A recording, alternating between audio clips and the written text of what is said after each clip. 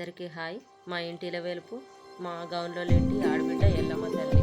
మేము ప్రతి సంవత్సరం మొదటిసారి గీసిన కళ్ళు ఎల్లమ్మ తల్లికి పోషమ్మ తల్లికి పోతాం. అట్లనే ఈ సంవత్సరం కూడా ఎల్లమ్మ తల్లికి పోసడానికి ఎల్లమ్మ గుడి కాడికి వచ్చినాం. ఇది మా ఊరి పచ్చని చెట్ల మధ్యలో ఉంటుంది గుడి. ఇక్కడి వాతావరణం చాలా ప్రశాంతంగా ఉంటుంది. చూడండి, మా ఊరాల ఎల్లమ్మ పసుపు పూసుకొని పచ్చని సీరతో గంభీరమైన కళ్ళతో ఉంది. పులి మీద కూర్చున్న ఎల్లమ్మ తల్లి